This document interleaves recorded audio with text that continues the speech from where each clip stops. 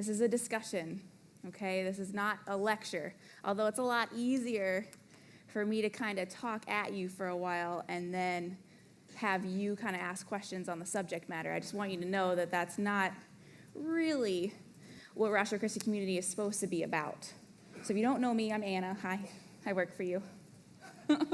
I'm your community apologist. I work with a ministry called Ratio Christi, which means Reason of Christ. And what we do is we take formally trained apologists, those are individuals who've gone to school or have studied on their own to defend the Christian faith, and we put them on college campuses. And the reason why we focus on the college campuses is because it's a pretty nice network globally, but also because the vast majority of Christian students on university campuses, I don't know if you know this, are walking away from Christianity by the end of their freshman year. About 80% walk away from Christianity by the end of their freshman year, and that's not just public schools, that's private Christian institutions. And the reason why that's a big deal for somebody like me is because I'm seeing parents who are going, well, don't send your kids to college. And I'm like, no. We need that. We need them to go to college. We need them to study. We need them to be using their vocation as their mission in order to live out what looking and working and serving for Jesus Christ looks like in every field, not just in ministry.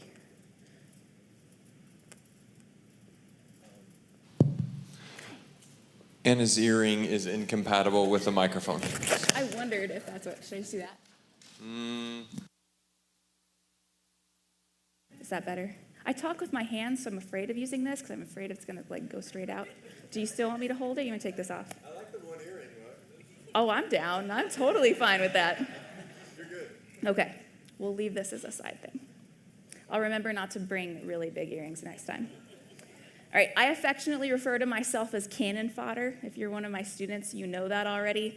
That's because I like to put myself in what would normally be considered really uncomfortable situations, or like questions and concerns and conversations that polite society would tell you never to engage in. I very emphatically, but gently, fail to heed those, okay? So my job is to be vulnerable. My job is to make a space available for you for safety purposes so that your brains feel comfortable asking these really, really important questions that you don't always feel comfortable asking in church. All right, so tonight, bear with me. This is a really big deal. I spent hours and hours and hours going over what we were going to talk about tonight, because what is truth is one of the oldest and most profound questions you could ever deal with. Secularism answers this question every day, and that's what we're going to be focusing on tonight, because as you'll see, I'm setting up a proof. So in formal logic, you set up proofs. You have premises, you have conclusions. Proofs are different than persuasion. You may not be persuaded by the end of the night, but that's not the point. My job is to set up a proof, and then we can discuss why you are or are not persuaded later. Secularism comes from the Latin root word saeculum, which means spirit of the age, of this generation, temporal, changing. Okay? That's why we're here tonight. Why design an event like this? It's because of two things. First and foremost, we're here to preserve the dignity of the individual. That's you guys. By protecting the truth. We're here to protect the dignity of the individual by protecting the truth. You matter immensely. There's never been a you before now. There won't be a you after you leave this earth. At some point in your past, whether you agree with me or not, God determined that you needed to be present on the earth right now for a reason. And that matters to we apologists immensely, because we want you to really be able to step into that reason, to understand that reason and walk it out. We vanquish the lie to rescue the questioner. That's the role of apologetics. We don't vanquish the questioner. So I really want to reiterate that, because I know it can feel really uncomfortable. Or if you've been in a situation where you've actually encountered other apologists and they really didn't do a very good job, I know some of them. I've been one of them. Where you felt attacked, that's not going to happen here, okay?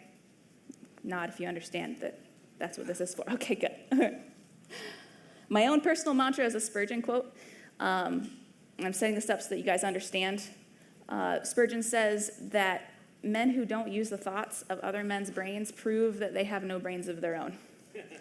Okay, I am one of those people as well. So I will be pulling almost exclusively from people who are much smarter than me. Okay, these are people like social critics, Os Guinness, David Berlinski,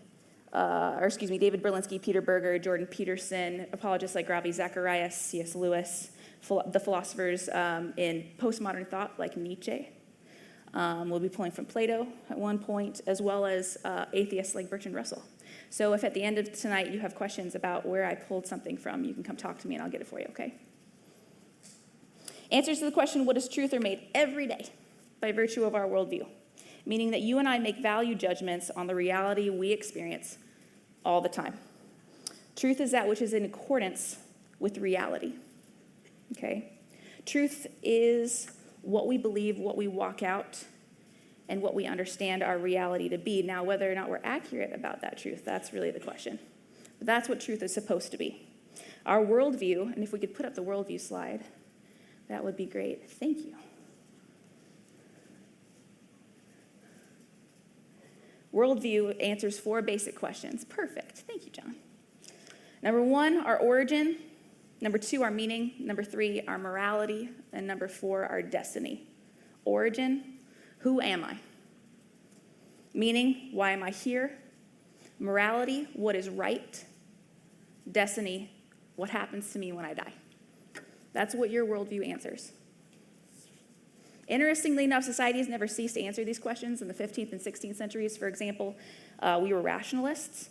So society kind of as a group had these characteristics, and at this point in history, we were rationalists, which means we focused exclusively on things that we could not perceive with our senses.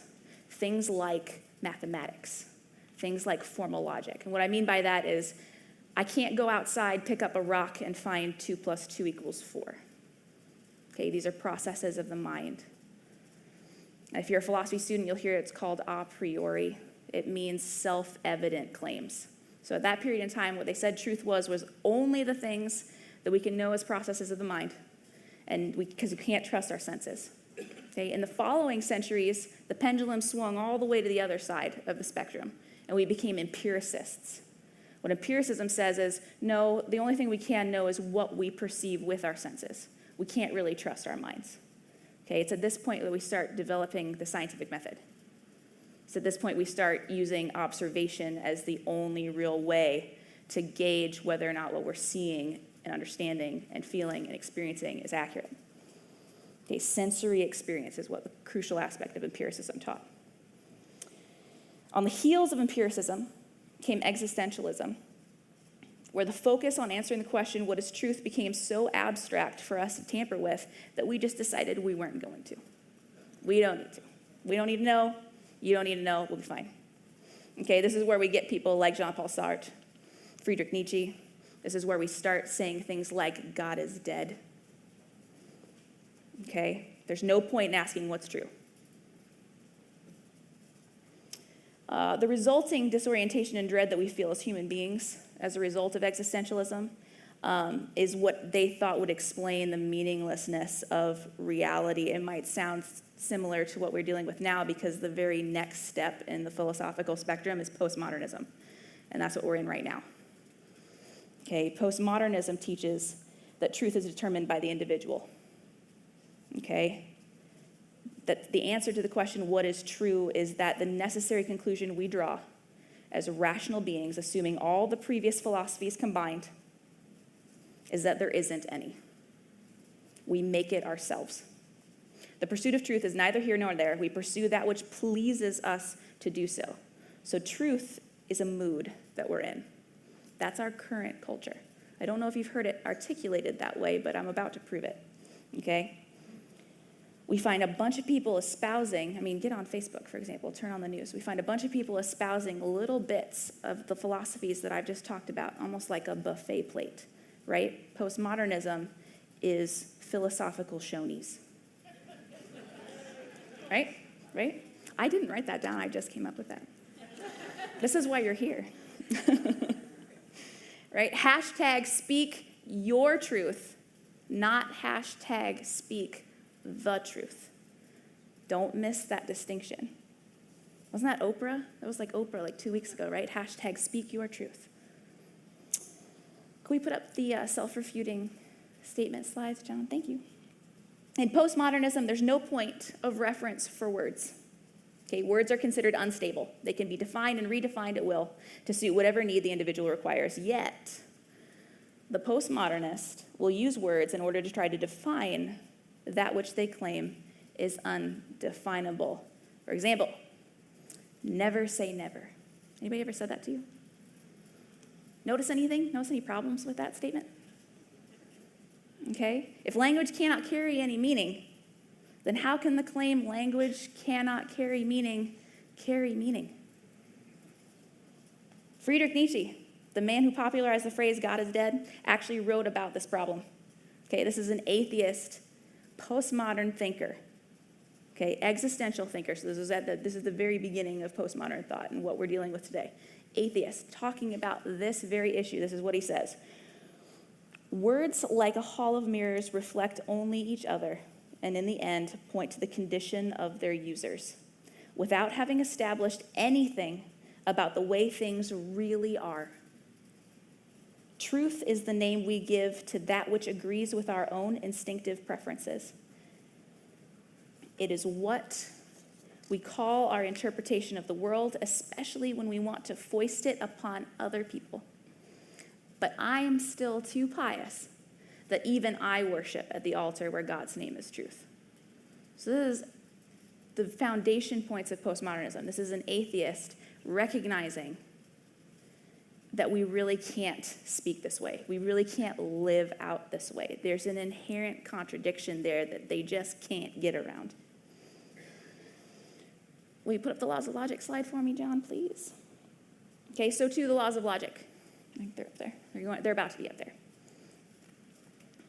Number 1, the law of identity. There are 4 of them. Number 2, the law of non-contradiction.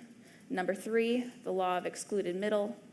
And number 4, the law of rational inference. Okay, don't get caught up on all the vocab. I'm about to explain it. You ready? Law of identity. This is a pen. Law of non-contradiction. This cannot be both a pen and not a pen at the same time and in the same sense.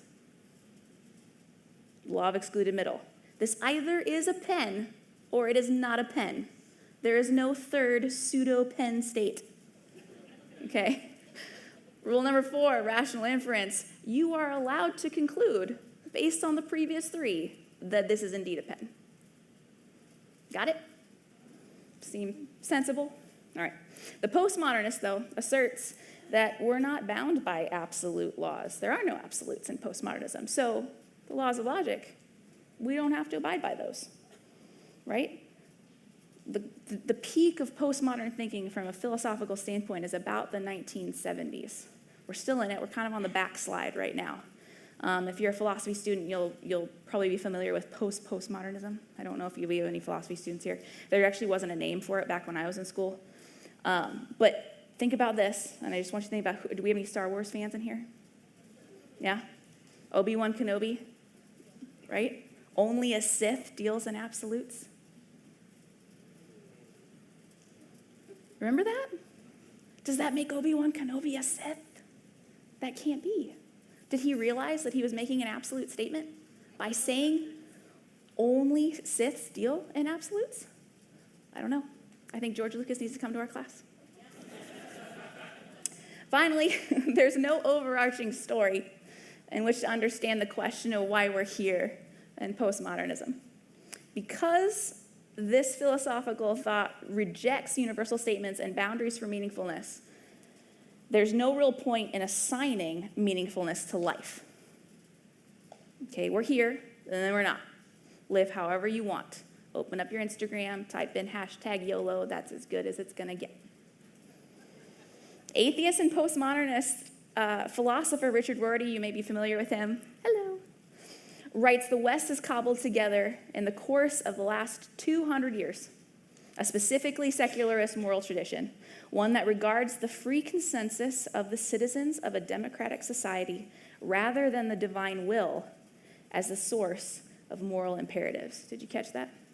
In the last 200 years, our society has systematically removed divine orders, God, laws, divine laws, things like the Ten Commandments, things like the dictums of morality in this book, right? We've removed them, and we've replaced them with the whims of our society. Okay, this is what he's teaching.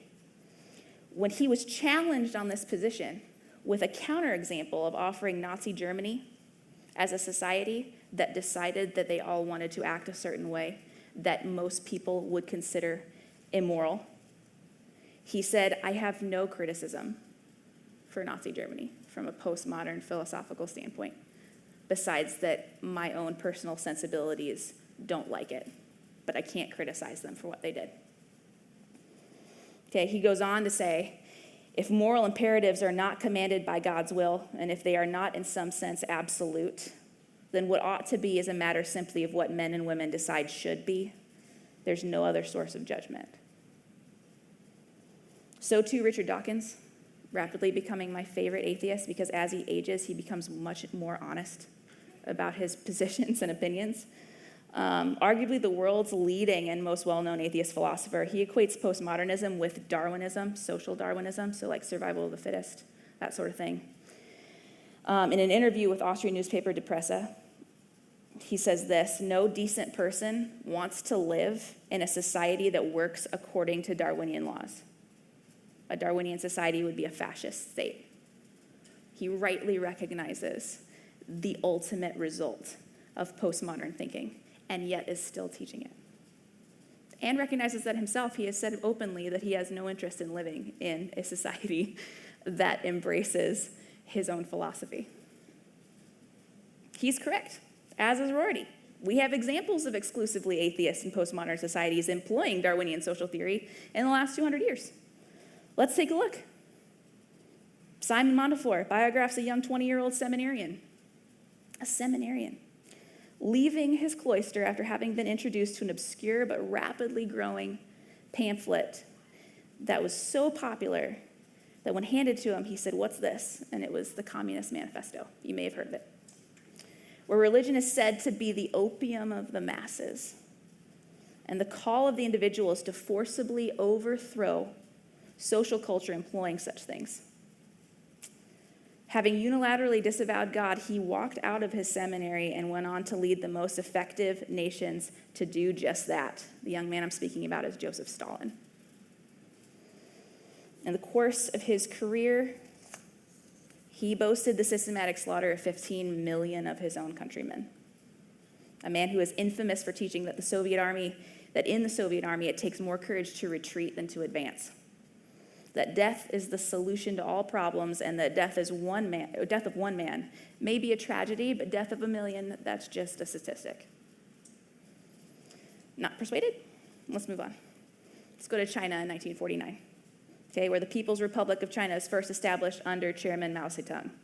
Here again, we have an experiment in atheist postmodern socio-political theory being lived out, and we're toward the end of his dictatorship. The suicide rate in his nation was so high that he was encouraging people with this chilling remark. People who try to commit suicide, don't attempt to save them. China is such a populous nation, it is not as if we cannot do without a few people. Historian Frank Decoder chronologues that during Mao's enforcement of Marxist theory in China, at least 45 million Chinese peasants were brutalized, systematically tortured, and then murdered. And that's just in 1958. To give you an idea, the estimates for a global death rate for World War II was 55 million. He did 45 million in 1 year. Still not convinced? Let's take a look at the remaining atheist states employing Darwinist social theory. Cambodia in the 1970s, Vietnam, North Korea, Bulgaria, Romania, Yugoslavia, and East Germany after World War II, where the NKVD, that's Soviet SS, if you're not familiar, established prison camps and abandoned Nazi concentration camps across the landscape of Eastern Europe. So we went in and liberated these concentration camps, and they came back and started reusing them. Pick up a copy of Martin Malia's The Black Book of Communism. You only have to read the introduction. where the total death toll of these social experiments is estimated between 85 and 100 million people. One social theorist documents that if you take every estimated death under these regimes added up, there's more death in the 20th century than the previous 19 centuries combined. Postmodernism. Can we put up the Andrei Sakharov quote, please? Why am I belaboring this? I can hear some of you thinking to yourselves, jeepers, Anna, this is really dark. I really was not anticipating this. You definitely didn't let us know that this was going to happen at the teaser, but this is important, and I'm doing this for 2 reasons. The first is that I'm setting us up for the proof, remember. We're about to introduce you to the test for truth, and then I'm going to introduce you to a part of logic that you may not be familiar with, okay? So first, let's go ahead and put up the test for truth slide, if you don't mind, John. I know that was a rapid fire. I'm sorry about that. Here they are. Test for truth. I didn't make this up. Number 1, correspondence. Number 2, coherence. Number 3, logical consistency. Number 4, empirical adequacy. Number 5, experiential relevance. Don't get caught up on the vocab. Correspondence. Does the worldview correspond to reality? Coherence. When taken as a whole, does the worldview possess coherence? 3, logical consistency. Does the worldview adhere to the laws of logic? Is it rational? 4, empirical adequacy. Is there a way to verify this worldview with evidence? Do we have evidence that it's actually tenable in reality? Or is it just a bunch of assertions that people are making and they're not really being lived out? 5, experiential relevance. Does the worldview explain the human condition? Okay? My second reason for doing all this and belaboring this point is to refer you back to the laws of logic. Okay? There's a method of verification that is used over and over and over again when you study formal logic to demonstrate that something is true. And I'm going to walk you through it real fast, okay? Just pay attention here. It's not going to be terrible. All right? When you have 2 options, and they are genuine opposites, like atheism and theism. Okay? If I demonstrate that one of the options is incoherent, by default, I prove the first one. Did you catch that? When you have 2 options, genuine opposites, remember law of excluded middle, it either is or it is not. Right? If I can demonstrate that one side is incoherent, by default, I prove the other one true. It's called a reductio ad absurdum. It means reduction to absurdity. It's used all the time. In fact, if you ever get a chance to go see a trial, it's used more often than any other form of arguing. Let's go back to, sorry, John. All right, here we go. This is why we're all here tonight, right? What is truth? We're gonna apply postmodernism to these tests. Okay, 1, correspondence. The atheistic postmodern worldview only attempts to correspond to reality when dealing with religion and ethics. Have you noticed that? It fails to correspond to reality in the field of science. For example, William Lane Craig uses this example: nobody's a postmodernist when you have a headache and you go to your cabinet in your bathroom and your options are aspirin or rat poison. All of a sudden, those words have a lot of meaning. Okay, nobody wants to go to a postmodernist doctor. Okay, nobody's a postmodernist when it comes to assessing research. We expect our researchers to be honest. In fact, we're up in arms when they start to insert their own personal agendas into how they're presenting their research. We expect objectivity. Okay? Postmodernism fails the test for correspondence because it only ever wants to talk about postmodernism when we talk about ultimate questions, whether or not God exists, whether or not a religion is tenable. It doesn't apply everywhere else. Coherence, second test. This worldview demonstrates inherent incoherence. Let's just take one example, the relativistic way that assertions are made. Okay, the postmodernists will say that there are no absolutes and that truth is relative to the individual. But as soon as the assertion has left their mouths, we can see that the statement, there are no absolutes, is an absolute statement, and that truth is relative is a universal statement. These are inherently self-refuting statements and therefore incoherent at their core. Postmodernism fails the test for coherence. Logical consistency. We noted earlier this particular worldview does not concern itself with needing to be under the rules of logic. Yet, walk into any postmodernist classroom, any professor. You can come with me to class at UT if you want to. Okay? You'll notice that they use rationality to attempt to explain their own worldview that says that rationality isn't needed.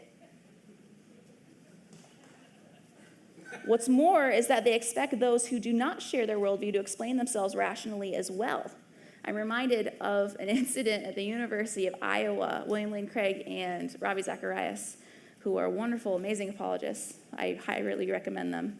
You'll learn a lot.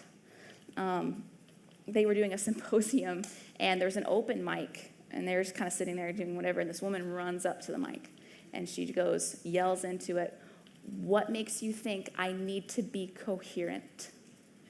And Ravi Zacharias, I kid you not, he was perfect. He picks up his microphone, he goes, "Do you expect me to answer that question coherently?" Postmodern thought fails the logical consistency test, although they may be perfectly willing to do so. We'll see. Empirical adequacy, the next test. This one's tough because if I put myself in the shoes of the postmodernist atheist, I don't think I'm misrepresenting them by saying that they would cite the fact that everyone is not a theist as evidence that their worldview is adequate. Okay? I think that it's also only fair to say that there are a great deal of postmodern atheists who would never dream of behaving in the ways that we've discussed, Joseph Stalin and Mao Zedong. They would never do that. Some of the best neighbors I've had were staunch postmodern atheists. We had great conversations. Can a postmodern atheist act morally? The answer to that question is a resounding yes. Absolutely. They can. And there are lots of theists that act abysmally and often do. Okay? But the question is not, can they act morally? It's why do they act morally? Are you catching that distinction? On what basis are they guarded by a philosophy that keeps them consistent? And the answer is there isn't one. Okay, it's based on our mood. And the problem with basing it on our mood is it's great so long as you're in a good mood. It's great so long as the entire society is in a good mood, but as we've seen earlier and as we've discussed earlier, it's really, really bad when you're not. Postmodernism fails the test of empirical adequacy. Last one, experiential relevance. The postmodern worldview says absolutely nothing on the human condition. We as human beings boil down to an accidental happenstance in an indifferent universe. On this topic, Stephen Jay Gould, who is an incredible biochemist teaching at Harvard, he's an evolutionary biologist. This is what he says. We're here because one odd group of fishes had a peculiar fin anatomy that could transform into legs for terrestrial creatures, because comets struck the earth and wiped out dinosaurs, thereby giving mammals a chance not otherwise available. So thank your lucky stars in a literal sense. Because the earth never literally froze entirely during an ice age, and because a small herd of a tenuous species arising in Africa 250,000 years ago has managed so far to survive by hook and by crook. We may yearn for a higher answer, but none exists. This answer, though superficially troubling, if not terrifying, is ultimately liberating and exhilarating. We cannot read the meaning of life passively into the facts of nature. We must construct these answers ourselves from our own wisdom and our own individual ethical sense. There is no other way. One of the quintessential aspects of atheistic postmodernism is the overarching meta-narrative, okay, or more simply, a position that teaches that there's an ultimate reason for why we're here and experiencing what we are as human beings experiencing, and that experience is something that's outside of ourselves, meaning we can process our eternity, that there's something that happens after we die. That's completely rejected in postmodernism. Postmodernism, therefore, does not pass the experiential relevance test. Okay? This worldview thusly fails to meet the criteria for truth. at least the criteria I've given you tonight. Moreover, this worldview espouses internal incoherence. Robert Morey writes that there are 7 points of departure that postmodernism ultimately fails to explain, that everything came from nothing, life came from non-life, order came from chaos, harmony from discord, reason from irrationality, personality from non-personality, and morality from non-morality. In so doing, atheism's postmodern incoherence validates its opposite, theism. A worldview that points or posits that our origin is found in our Creator, our meaning is found in how our Creator has designed us to function, our morality is contingent upon absolutes. These are universal and unchanging laws of which our behavior is accountable, and a destiny that reflects an eternal soul. But Anna, you might be thinking to yourself, you've only demonstrated theism. You haven't said anything about Christianity, and you're a Christian apologist, and you would be correct. That's extremely astute of you. That's because we're saving that for next time. You'll have to come back, because next time we will be taking everything we just learned now that we've established that theism is the only coherent option. We now have to test Christianity by these same tests we've done tonight to see if it holds up to the truth. We'll be bringing 2 Old Testament scrolls, one Yemeni and one Ashkenazi, for you to peruse, take a look at, feel, see what a scribal error may or may not look like. We'll be discussing whether or not there are errors in the Bible. We'll be discussing whether or not there is historical evidence for Jesus actually existing. And we'll be answering all your questions as to whether or not there are any contradictions in the Bible. Okay? With that, I'm going to open us up to questions. This is, after all, a discussion, and you don't need me talking at you all night. Who's going to be the lucky person? Oh, back up and slow down. I'm teasing. It was great. Aaron's got the mic. Here, I'll read this quote while you guys are thinking about these amazing questions, okay? The Great Books of the Western World was something that was published in the 1950s. You may have seen it in your, parents, grandparents' house. Major anthology of pieces of literature, major pieces of literature. It was edited and published by Mortimer Adler. And after, it was very, very evident that there's a remarkably large section devoted to God and literature devoted to discussing the nature of God. Adler was asked why that was, and he responded, because more consequences for life and action follow from the affirmation or denial of God than from any other basic question.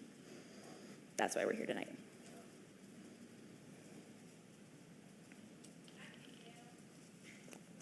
I hear a voice. No, you got to do it. It's pretty hot. Way back. Hey, Anna. Hi. You're saying if it's not one thing, it has to be the other? If we have opposites, they have to be true opposites. So I can't say it's either apples or it's oranges. I have to say it's either apples or it's not apples. Do you see the distinction there? Yeah. So I have to have a true opposite. And I'm saying that theism is a true opposite from atheism, as opposed to saying it either is Buddhism or it is Christianity. Those aren't true opposites. I would be comparing 2 different things. Would they agree that there have to be 2 opposites like that? If they're willing to affirm formal logic, yes. This is a well-established thing. It's actually an atheistic study. You don't have to be a religion student. In fact, you're actually poo-pooed from being a religion student and a philosophy student. It's a little-known fact, but I know because I lived that. Does that make sense, everybody, the distinction? Okay. And that's reductio ad absurdum? That is called the law of excluded middle. So reductio ad absurdum uses that rule, that it's either one or it's opposite. There's no third option. This either is a pen or it is not. There's no pseudo-pen state. So if I'm trying to prove that this is not a pen, then I have to take penness and make it somehow incoherent in order to demonstrate the default.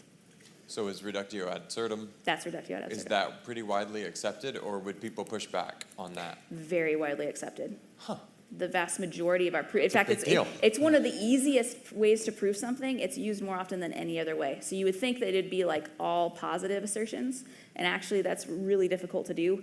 For example, proofs for God's existence, the reason why those are so hotly pushed against is because they're all positive assertions. So a reductio ad absurdum is technically more powerful. Yes, I see a question. There's a question back there too. We'll get to you, I'm sorry. Hello. Hello. I hate to be that person, but Be that person. I love those people. thinking as an atheist wouldn't they throw back all the religious wars or ostensibly religiously motivated wars throughout history that, while they haven't killed as many numerically, might have killed, and would they have killed a number comparable in terms of the 85 to 100 million. the percentage of humans on the planet at the time? Or considering that our ability to kill lots of people very quickly has gotten better, is it fair to assert that atheistic wars have been more deadly in an absolute sense? I'm going to say yes, but it doesn't matter. I don't even need to argue from that standpoint. I love your question. Thank you. Because the most common thing that's brought up is, yeah, but what about the Crusades and the Spanish Inquisition? Does that sound familiar? Okay. So just because someone acts a certain way and wears the label or certain label while they're acting poorly doesn't mean they're representing the label accurately.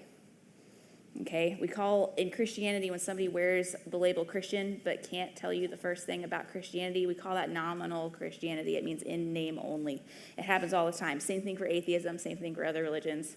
In fact, in postmodern society like we wear labels all the time that we don't understand. I have students who couldn't pass a theology exam to save their lives, but they really believe that they are Christians because they think they're good people, and that's the criteria by which they judge that. So I promise I'm getting to your question. I'm just setting it up. In the history of Christianity, there have been times where people wearing the label Christian behaved abhorrently. The Spanish Inquisition is one of them. The Crusades is not as bad as people make it out to be. I hear the Crusades, but then when I inquire how much they know about the Crusades, they really can't tell me a whole lot. But it doesn't really matter because I'm willing to represent it. That behavior and what they've done is a deviance. It is something that is taken the scriptures and it's twisted and marred them in order to advance a political agenda. Ravi Zacharias says and C.S. Lewis, frankly, too, says the biggest mistake a Christian can make is to politicize their beliefs. Okay? In our past, there have been Christians or people claiming to be Christians, and even that's a little tenable, that behaved in a way that was not very Christian at all. And so an atheist would be right to bring that up, but that's how I would respond, is to say it's really not an accurate representation of Christianity at all. And if we really look at it, you can see that if we actually read the scriptures, we can see that they were not representing Christ in any way, shape, or form, and we can't judge Christ based on the poor character of people claiming to use him. Does that answer your question? Okay. If you need to follow up, it's totally fine. I guess the logical follow-up from the opposing position would be, well, who gets to decide what's a deviance from the norm? Good. Very good. Who gets to decide? The book gets to speak for itself. So I would never want to say to you, trust me, I'm representing this book accurately. In fact, I always give this warning to my students. You ever hear a professor say, trust me, go away. Run the other direction. You do not need to trust me. You don't need to trust anybody. You can completely ignore everything that I've just said. If you go yourself as a sensible human being and pick up the scriptures and read for yourself what Jesus Christ taught and judge him based on his own words, that's what I would say. Don't listen to anybody but your own ability to read it for yourself. And could you say then that Mao was a deviant of that philosophical system by the same account? Or Stalin or whatever? The reason why I use those examples is because the current atheist philosophical climate, the guys that are still alive, Richard Rorty, Daniel Dennett, actually Daniel Dennett I think passed away, so don't quote me on that. Richard Dawkins. These are guys that have actually acknowledged that these particular regimes are an accurate representation of what should be lived out, even though they're not interested in doing it themselves. They have no, that's part of the reason why I did the quote on, I have no criticism for Nazi Germany. It's because you can't criticize in postmodernism somebody that disagrees with you. Or at least you're not supposed to if you want to be consistent. So yeah, there are going to be atheists, like I said, atheist postmodernists that are the people that you want to watch your house. I know lots of them. But the problem with that particular philosophical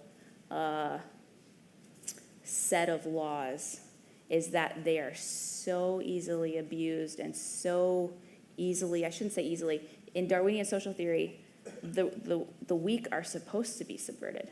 That's the whole point. They're explaining how nature works. And when you apply it to human beings, the strong end up overtaking the weak because the weak are using up resources that they shouldn't be because the strong needs them. That's how Darwinian social theory works. So in the Holocaust, for example, when they started systematically executing anyone who had a handicap, the reason why they were doing that was because they were removing a detriment to society in their minds. They were consistently applying Darwinian social theory. The strong are to survive, the weak are to leave. In this case, a very, very literal sense. There was a question back there, yeah.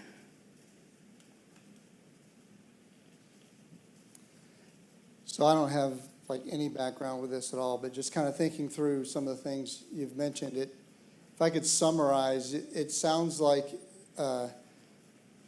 you've drawn a direct equivalency between postmodernism and atheism, and therefore, if postmodernism is self-defeating, then theism must be true. Good. So my question lies between postmodernism and atheism, and in particular, the recognition that there is objective reality or truth, that we may not be able to always detect it or know it, kind of a Heisenberg type thought, then is there a middle ground there between can you acknowledge objective reality without accepting theism? Not consistently. You can. So part of the reason why I started with explaining what secularism meant, that it's the spirit of the age, that this is what we're dealing with, is because right now in our culture, atheism is coupled intrinsically with postmodern thinking, which is why you saw me equate that tonight. So what I'm trying to do as your community apologist is, if you look at the history of apologetics and the role of the church, it's our job to always respond to the culture, okay? So our stuff doesn't change, but the culture does. And we're supposed to kind of go in and say, okay, here's what the problems in our current culture are, and as the culture changes, then we respond to those changes and so forth, okay? So we just happen to be, the snapshot right now happens to be that postmodernism and atheism are coupled. That wasn't always the case. So previously when I talked about rationalism and empiricism and existentialism, there were atheists at that point as well. So you're saying, are you making an argument then that every one of those cultural phenomenon therefore are 100% equivalent to atheism? That's hard. They're not 100% equivalent, so. So there can be more than two? How do I say this? I can't tell you what every atheist believes, but I can tell you what atheism teaches. Does that make sense? So when I say in a culture previously, there were atheists that were rationalists, and then there were atheists that were empiricists, and there were atheists that were existentialists and the nihilists and all this stuff. It doesn't mean that the standard for atheism changed. So I can carry that all the way through time. No problem. I'm just attaching an extra characteristic to it. So when I bring it up to postmodernism, Is there a third option, meaning is there atheism versus theism versus a third option? The answer is no, and there never has been. So that's a true dichotomy, and it's always been a true dichotomy all the way through the centuries. Am I making any sense? I'm trying to make sure I'm clarifying your thoughts. I definitely understand Okay. that you're saying that there is either atheism or theism. How about we say it this way? There's either theism or there's not theism. Does that help? It seems to me that there might be a middle position that acknowledges our lack of understanding. So like maybe agnosticism, which is the belief. I guess, I don't know philosophy, but Agnosticism says, I don't know. Okay, I don't know. And there's like a soft agnosticism that says, I don't know, but I might find out someday. I don't know if God appears to me. well, how about if I acknowledge that I don't know, but I expect there is absolute truth and objective reality, and I'm in pursuit of that. That may lead to a theistic conclusion, or it may not. Yes. I think I'm starting to process what you're getting at. So, from a philosophical perspective, you have certain premises that end up qualifying. We're classifying things to try to keep things clear. When somebody is in the process of moving from, say, atheism to agnosticism to theism, and they're still in transit, they can start positing things or start affirming things like absolutes exist, the laws of logic are absolute, I submit myself to them, without ever acknowledging themselves that they have made the move into theism. So yes, there's transitional phases for the individual, absolutely. But from a philosophical perspective, when we're having to teach and classify these things, I would tell the person who says, I don't know that God exists, but I believe there's objective reality and there are logical truths, I would say to them, you don't realize it, but you're actually a theist, because the only way for you to say that those things exist is for you to also posit that there's an absolute, transcendent, logical author for those things, and we're going to call that absolute, transcendent author God. Does that make sense? Yeah, I think I can Okay. acknowledge that. Okay. This can get really heady, I know that, I'm sorry. I'm trying. Wondering if you can help me to understand better how the postmodernist thought would deal with morality as it relates to our law. For instance, there's a stop sign. The law says you have to stop. And you can take it all the way to the extreme. The law says you couldn't murder somebody. And in that context, how does the postmodern thinker address something that most of us here in this room would just describe as pure evil, like these school shootings and so on? How would they understand them? How would they address that in their postmodernist philosophy if they believe that shooter was just following his own truth? Sure. Okay. So, in my experience, this is just I'm going to be answering from my experience, because obviously I can't speak for every postmodern thinker, but I can just tell you what I've dealt with. From a postmodernist perspective, these big things like shootings, a lot of times they're really not willing to be consistent about their postmodern thinking. They will sit there with you and go, "That is awful. We need to do something about that." And then you'll start this big political rant on Facebook about whether or not we need to start putting security guards with guns in schools, and whether or not we need to remove guns, and then it kind of all blows up. And really what that's boiling down to is how we understand the world around us. Ravi Zacharias explains it in 3 panels, where there's theonomy. This is what the laws, this is what you're talking about. Theonomy, heteronomy, and autonomy. Okay, theonomy, theos, God, nomos, law. So God's law. Okay, then there's heteronomy, heteros is other, nomos is law. Autonomy, self, autos, nomos is law. Okay, so a postmodernist would say to you, I'm not a theonomist. Okay, and then you say, well, okay, are you a heteronomist then? In which case, in heteronomy, you have the state basically giving laws out, and you kind of abide by those laws. And then there's the autonomous, where you're self-law. You determine what you ought and ought not to do, morally speaking.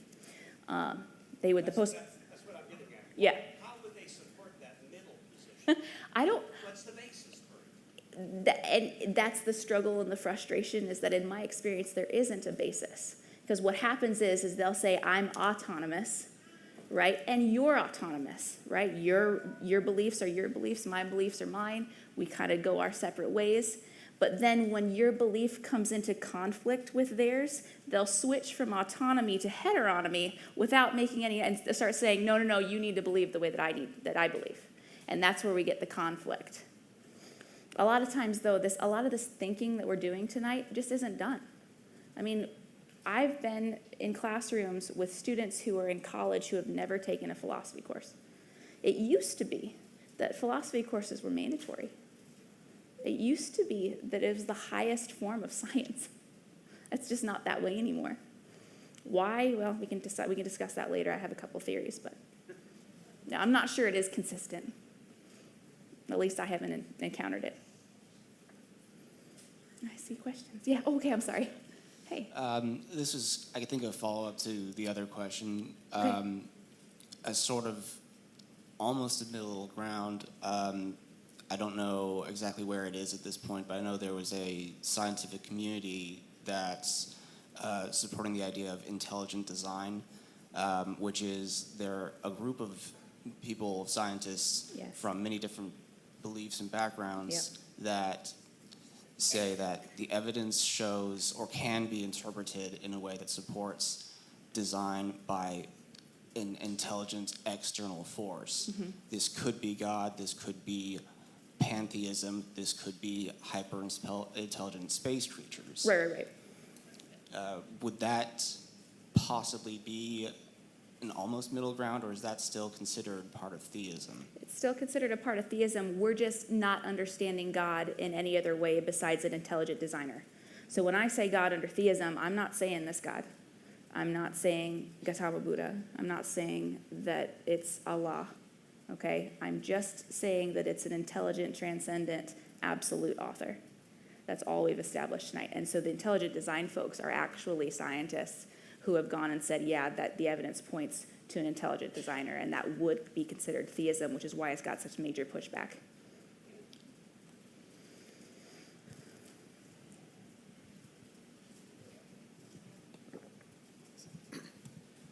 So I understand the logical rationale explanation of how it defends itself and how postmodernism is self-defeating. Right. And there's a lot of people who would say that theoretically the ability to logically rationalize has always been there as long as humans have been around. Right. So if that's the case, and that logic having always been there that you just presented to us, why is it that we found ourselves in this age of postmodernism? Why is it that we've created this almost opposite time in which it's completely flip-flop of the logical rationale we've always known?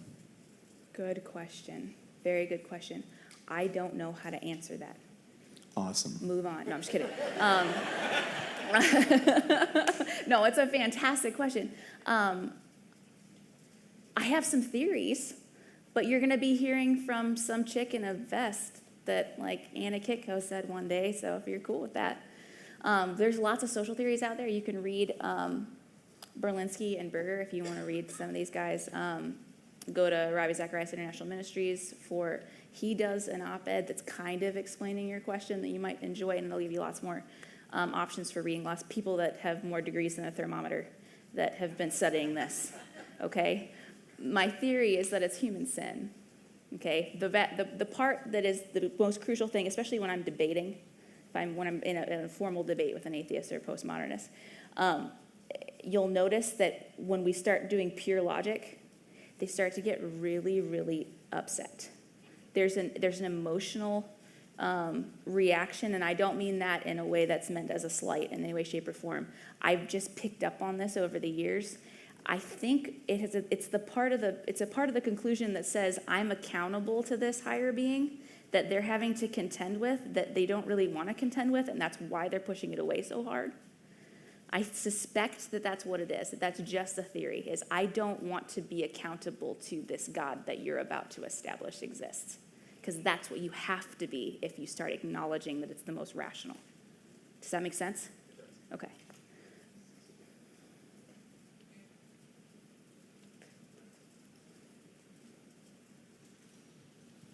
This may be a little too simple of a question, but, There's no such thing. well, I guess I need more clarification about the difference between autonomy and sort of you make your own truth versus personally interpreting the scripture. And maybe that's next time when we get more into that. But No, I can touch on that, and I might be a little bit prolonged of an answer. It's a very good question. So what you're asking, let me just make sure I understand you correctly. You're asking is, with autonomy and making your own truth and then coming to the scriptures and interpreting personally, is that not making your own truth and being guilty Or of could what it we've be? been talking Yes. about? yes. Very good. The creator of the universe, as documented in this book, invites you to do that. Sure. Okay? So although we haven't established that this God, the God that I serve, is the one that is the most logical, is the only one that's internally consistent, is the only one that is personal, and he's the only one that comes and asks you to reason with him, if you notice that in Isaiah. He invites us to act that way. And as a sovereign, we can trust that he knows what he's doing in acting that out. So the other part of personal interpretation of the scriptures is we're never supposed to be completely alone as Christians. We're never supposed to be an island as Christians. And so you're always supposed to be subjecting yourself, your own mind, and your own interpretive skills to what's here first. And then you're supposed to go and talk with the rest of the sheep that also hear his voice to see what they have to say too. Because we're a body. We're supposed to be working together, and we recognize as sinful human beings that sin is going to affect us. The noetic effect is the effect of sin on the mind. When human beings fell, everything fell. Okay? Part of the reason why we can point at universal laws like this and see through history that, like, no, this really does exist. I don't understand why this works this way. I didn't make this up. We're observing that this is how the world works, and then we're articulating what we're observing, is because we are observing a God that has revealed himself in creation consistently. This is his character that we're looking at. So your personal interpretation is not postmodern until you start taking your own personal interpretation and holding it higher than what the scriptures actually say, or the traditions of the church that are consistent with this book. It always comes down to this book, right? Nothing else. Does that make sense? Okay.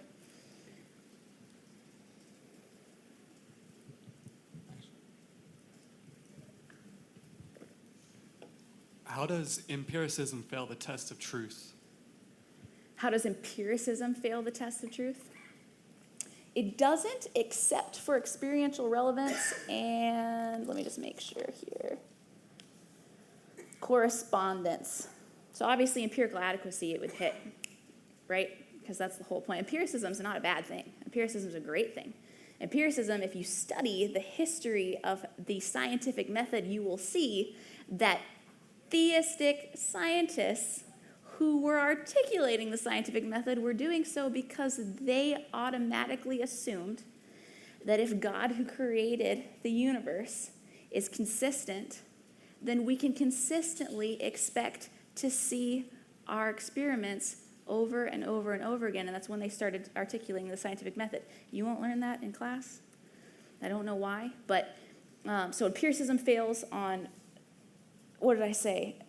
Correspondence, and where's my other note? The experiential relevance, because empiricism can't explain the human condition, right? We can observe it, but we can't say why.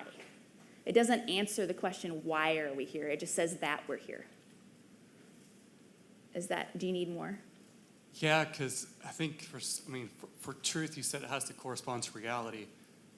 It corresponds to reality. Empiricism does a great job, usually. Yeah, and I'm just saying that maybe that's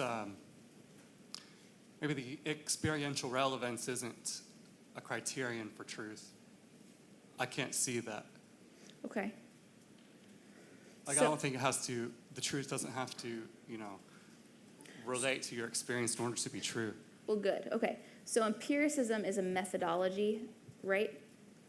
It's also referred to as naturalism, right? We're looking at the laws of nature. How does empiricism, let's start here. Empiricism says that all we can know is that which we can sense with our senses. How do you sense the laws of mathematics?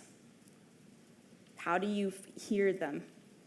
Okay, how do you go to a rock and find formulas and open up? How do you put those formulas into a test tube, add acid, and see what happens?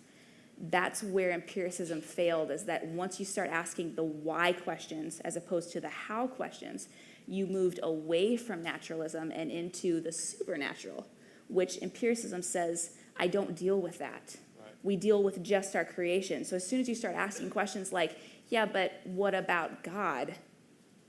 Let's talk about whether or not he exists. Let's look at this miraculous happenstance and say, how do we explain this? Could it be a supernatural thing? It looks supernatural. We say that supernatural, which literally means outside of nature, we've now moved into that realm that empiricism is never supposed to speak to. So it's not that it isn't true, it's that when you start trying to use empiricism in philosophical thought, you can't. It's not quite adequate. It doesn't quite give the whole story. But you don't have to throw it out. Right. Does that make sense? Yeah. Okay. It does.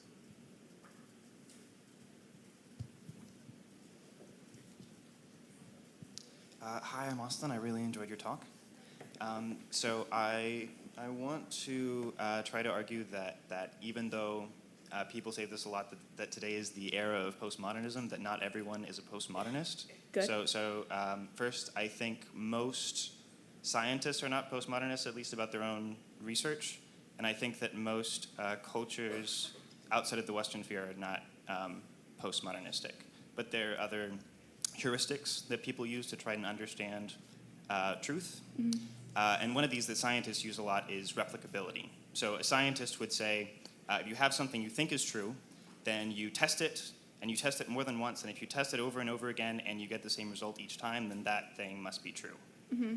Is theism replicable? That's my question. Interesting.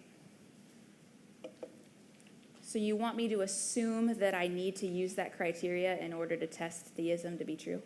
No. I think there are some things that are true that aren't replicable, but No, it's okay. I just want to make sure that I answer your question the way that, if I can't answer your question the way that you want, then I'll say so. But if I can, then I have no problem doing so.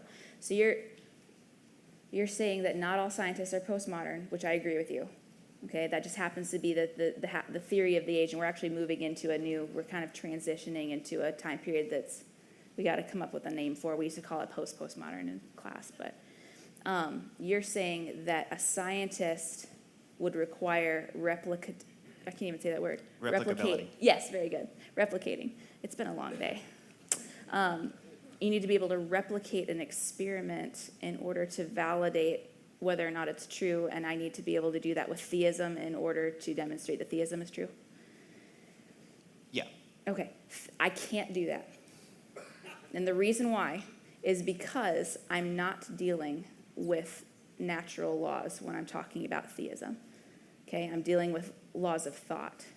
So what I could do is replicate different proofs for God's existence on a cognitive level, but I couldn't test theism in a laboratory. What I could do, though, I'm just thinking through this because I'm trying, obviously we haven't spoken before.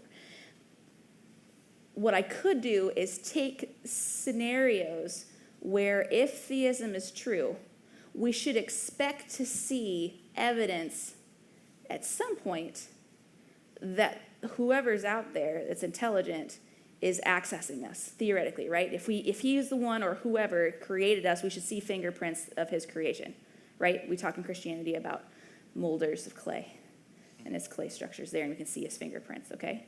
So what I'm looking for is weird things that science can't explain happening in reality, and then I need to point at them and go, science can't explain this. Theism might be able to, and look, they're happening multiple times, and therefore replicating. I can do that. Thank you. Okay.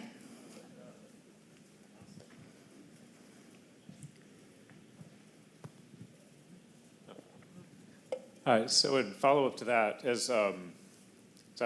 I'm a chemistry. There you are. I'm like, I was looking. The voice. So one argument that might come back at you from a empirical perspective would be, well, what if as scientists we just haven't seen an answer yet to say something you could explain theologically. Yep. A scientist, that we may say, hey, maybe we just don't have the tools to observe that yet. Just an argument called God in the gaps is what Yeah. you probably heard that it said. Yeah. So how do you come back at somebody who says, well, something that you might explain as God or a miracle, we just don't have a scientific explanation for, but we will if we continue looking and improve our tools of observation? How do you respond to that? I would say it's possible.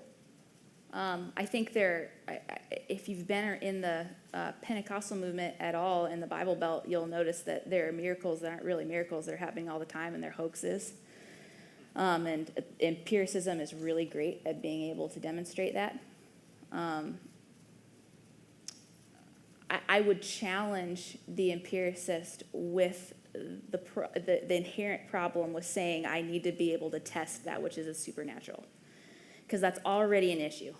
If you're an empiricist and you are not a postmodernist, so you're not like making up your own meaning for these words, if you're an empiricist, what you're saying is all that exists is that which is in creation, period. So to even sit there and say and acknowledge, well, we might be able to measure God someday, is already being contradictory. So I would push back in that way. But to say in general that empiricism is getting better and naturalism is getting better and science is getting better at identifying things and explaining things, I have no problem saying that. Does that answer your question? Yeah, it does. Okay. I know that you were talking about postmodern, and now we're in like postmodern. Postmodern. We're actually calling it the post-Christian period, and I can explain why that is. That would be great, because I know we're supposed to be ready to respond to culture and that kind of thing. And I feel like, I don't know if we saw this coming. I feel like this all started like in the 90s. I mean, it's been a while, so like I feel like something else is coming. Yeah. Oh, no, absolutely. So we're actually, from philosophical thought, this is something, I don't know who coined it originally, but this is what I've been seeing in my circles. We did not have a name, but it's being called post-Christian era, and that's supposed to be coming at postmodern. The reason why it's called post-Christian is because we have a society that has touted Christianity for long enough that we've forgotten what it teaches. And there is now a cultural Christian understanding that is completely separate from what the scriptures actually teach. So you can wear the label, I'm a Christian, and people will talk to you as though you are a Christian, and you can't tell me the first thing about Jesus Christ. Okay, you don't even have to believe that he existed, but you can wear that label, and that's what the cultural identity has become. This, well, my grandmother went to church, and we go to church on Easter and Christmas because it's really important for her, but I'm not really sure God exists, and I'm not really sure I need to deal with it, and I've got a lot of time on my hands that is involved with other things, and so I'm a relatively good person, and I think God will be able to determine that my eternity is a positive one because of that. And so we know as Christians that has absolutely nothing to do with Christianity. That's not even remotely close to what Christianity actually teaches. But from a philosophical perspective, from a cultural perspective, that is what we are facing. And then on top of that, these individuals are seeing the need to start teaching Christianity under those lines, and that's why our seminaries are turning. And so now these guys are leading churches because churches no longer mean teaching this book, but rather social justice. If you think about it, watch Joel Osteen. You guys ever seen Joel Osteen on TV? What does he do? He holds it up. He says his mantra, I forget what it is, and then he sets it down, and it's never opened again for the course of his entire sermon. That's post-Christian theory. Okay, it's all about self and empowerment and using Christianese, Christian vocabulary as a cultural norm that everybody understands. Does that answer your question, Sharon? Okay. It may be a better question for next week, but to go on the observations and things getting better, in the Bible it states quite clearly that pi is exactly 3. That what? That pi is 3. The distance for a circumference and the radius and how it relates is exactly 3. I'm not ignoring you, I'm just pulling up the scripture. Yep. Okay, because I'm not familiar and I'd have to look at that. Keep going. Yep. So if we have to live within the realm of something being either true or untrue, it was proven 2,000 years ago that pi is greater than 3. And if the book that is stated to be infallible is stating something that we know for a fact is a fallacy, does it throw out the entire thing? I mean, yeah, if you can find a genuine fallacy in the scriptures, when the scriptures, if we're starting with the premise that there are no contradictions in the Bible, contradictions, and we'll deal with this next week too, but like a genuine mistruth, like a genuine falsity, genuine error, that is something we seriously have to contend with, and it would be a really big deal. Let me just look at this. Do you happen to know where the Bible says the pi is exactly 3? It's not off the top of my head, but I've done research into it myself, and that's one thing that was always thrown in my face is how can you explain this being a mathematician that's happened.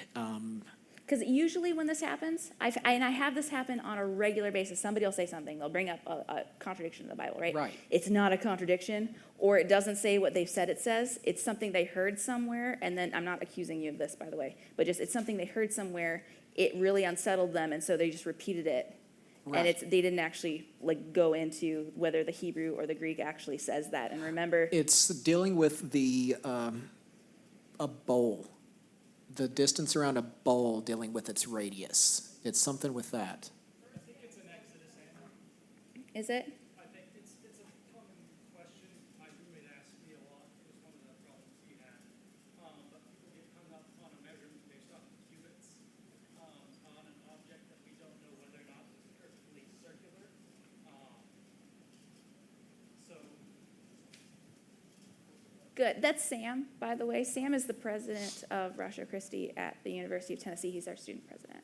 So for those who couldn't hear, I used to live with a guy. This was one of the questions he liked to ask me. I forget where in Exodus, but it is one of the bowls used for sacrifices. And the circumference and diameter of the bowl are given both in cubits.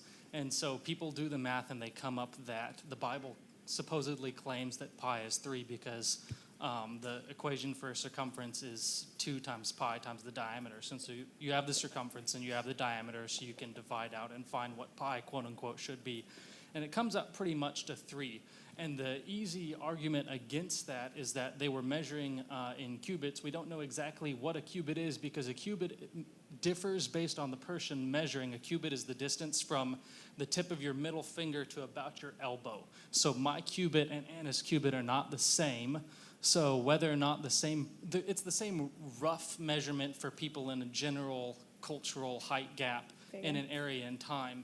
So it's a semi-reliable measurement, but since they didn't have super consistent standards, we don't know if the same person's cubit was used to measure both the diameter and the circumference, or the entire circumference. There's also a lip thickness for the bowl, and the circumference equation being 2 pi, involving 2 pi r, only works with an infinitely thin circle. Once you start adding thickness, the distance from the outside of the edges of the bowl to the other outside versus the inside edges or one inside edge to an outside edge, you can easily see when people start measuring with their arms why you wouldn't come up with a scientifically exact answer. That's because pi is 3.1415 some odd. So subtract off 3, you've got less than, I was about to do the math. It's a small percentage of quote unquote error for what we would consider in general like archaeological measurements nothing.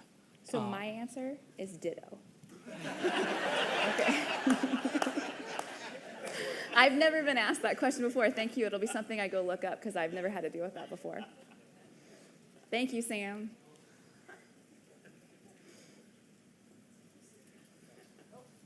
Sam's a PhD engineering student, so this is why I keep him around. Yes, go ahead. And I'd like to add to that answer, because I'm a science teacher, and anybody who makes that argument, if they're making that argument from, well, I'm a man of science or whatever, I could come back at them and say, well, you understand significant figures, which is a concept in science that says pi equals 3.14159. I can round that off to 3. That's one significant figure. Yeah. And so I could say, well, then that scripture was not meant to convey the exact measurement, but Very just good. something in general. I found one in 1 Kings 7, 23, and it's not in any way, shape, or form making any absolute claims or anything at all. It's just describing what was happening. We have to remember two things. Number one, science is not opposite Christianity. They work together beautifully. We should not ever fear studying science, ever. Like the fact that a science teacher is here tonight, thank you. That matters immensely. I've never had to deal with more pushback as a teacher than somebody coming to like homeschool kid days sometimes and coming in there and they're like, you're gonna teach science? Like, yeah. And it's not, it'll be creationism, but there's gonna be a lot more. And I'm not afraid. If you guys saw my Facebook posts, I've got quantum computing for my 4-month-old. It's baby university. Yeah. Don't be afraid of studying science ever. Secondly, do not view the scriptures as an encyclopedia that is exhaustive of science. It was never meant to be that way, and I'm not saying that in order to get out of contradictions. That's not what I'm doing, and I will more than happy deal with any supposed contradictions that come up. I'm saying that this is a history of the Jewish people. This is a toledot of Jesus Christ. Okay, the reason why we're getting little blurbs, from Moses and Abraham and everything is because you're just getting snapshots of what needs to be set up for why we need a Messiah. This was never intended to be a science textbook, ever. So when somebody comes to me and says, well, what happened to the dinosaurs? Why aren't they in the Old Testament? And it's like, well, because number one, that's not what we're focusing on. And number two, I mean, there's a behemoth and a leviathan in Job, and we can talk about that and whether or not those are representative of dinosaurs. But the reason why that they're not talked about in here is because it didn't matter. We're not concerning ourselves with that. This is the history of the Messiah. So, I'll get off my soapbox. Is there another question? Yeah. So, with the science and Christianity question, from the other side as a scientist, when you're talking with folks about what you believe and they're making assumptions about you as a scientist and the quality of your science, so when I was thinking about the theism versus atheism, a lot of folks will put science in place of atheism and make those two a dichotomy. So how do you deal with that? I tell them they're wrong. Okay. No. That works usually. No. If I'm understanding you correctly, it's not. Yeah, science is not an exclusively atheistic study, and it never has been. And if you look at the history of science, the vast majority of scientists are actually theists, but nobody will tell you that. Okay, the whole point and purpose, and I kind of touched on it at the beginning. The scientific method was developed based on Christian principles that God acts consistently, that he created, and therefore his creation is going to reflect the consistency that he has, the logic that he has, all these absolutes that he has. The reason why we don't have to worry about whether or not the sun is going to rise in the morning is because God is consistent, and therefore we can experience consistency in nature itself. We have two ways that God reveals himself to us: special revelation, natural revelation, creation. Okay? So in the case of when atheism tries to take over, atheists, specific ones, try to equate science as though it's their own exclusive right. Study up on just a couple of some of the older, the guys that were in the empirical movements prior to Darwin and prior to everything. Sir Isaac Newton, for example. Just kind of read up on these guys and just throw it right back at them. Because a lot of times they've never heard that before either. Be nice about it. Be gentle. I feel like I'm neglecting this side. Yeah. No, I see what you did. I'm just kidding. Go ahead.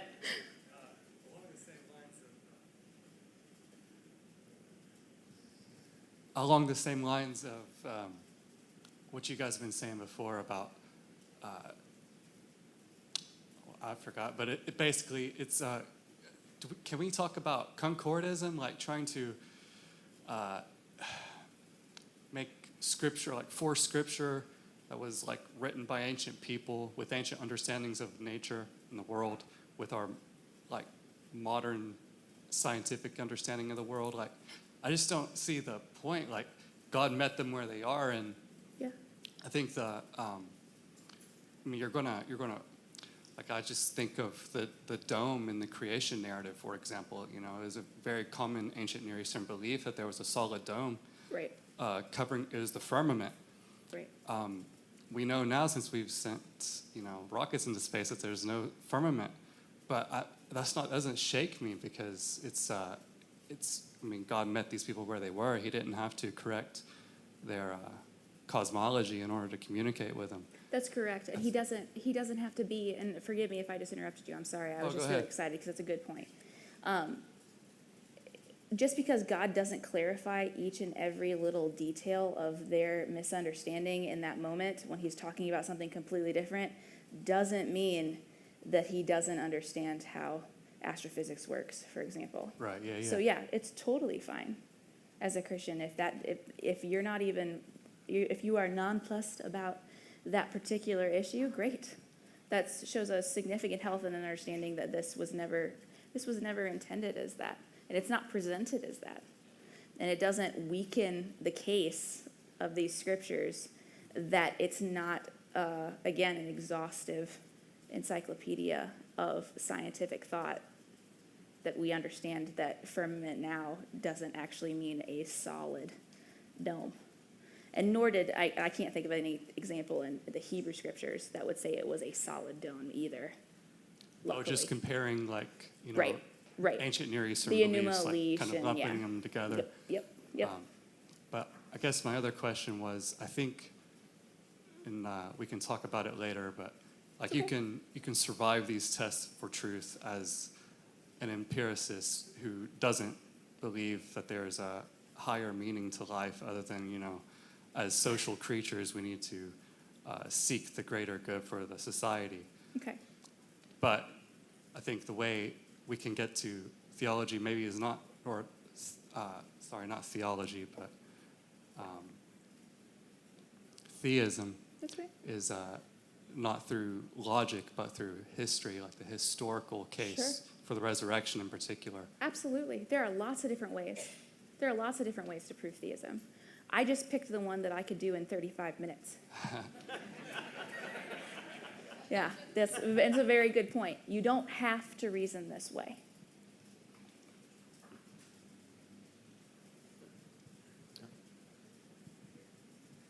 Hey everybody, my name's Justin. I'm the worst half of Anna, the husband.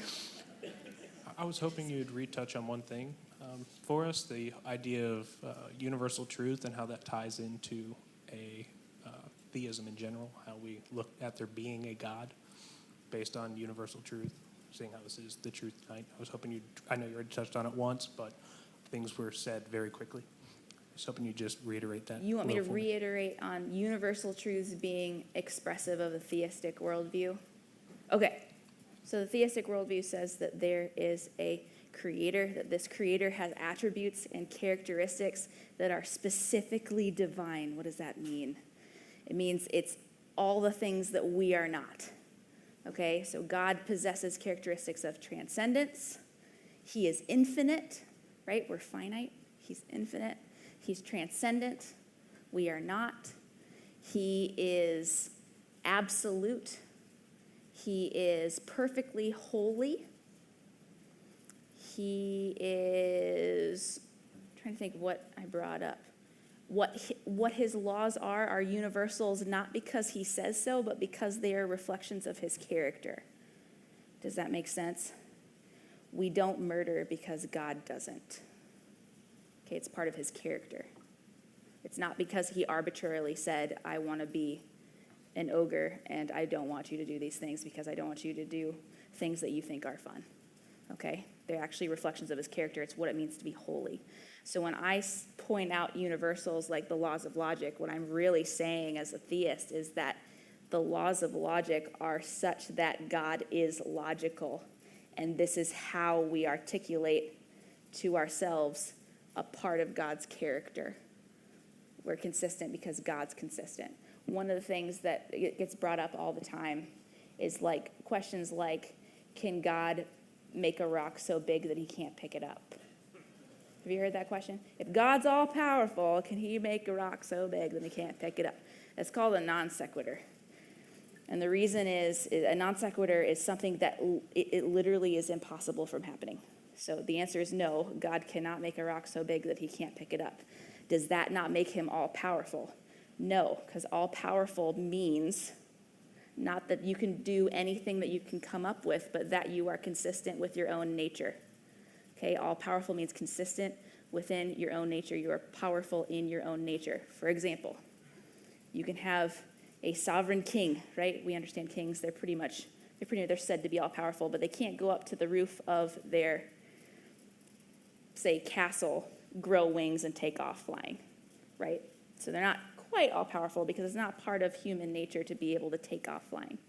For God, holiness is a parameter in which he exists, okay? His omnipotence must stay holy. His omnipotence must be perfect. So questions like, can God sin? The answer is no, he can't. Does that make him not all powerful? No, because again, omnipotence only is within the confines of one's own nature. Have you ever heard that before? Did you know that? Did you know that there are things that God can't do? Seriously. So when I talk about universals, I'm actually talking about expressions of God's character. So from a theistic worldview, I am literally talking about universals that are an extension or reflection of God's character.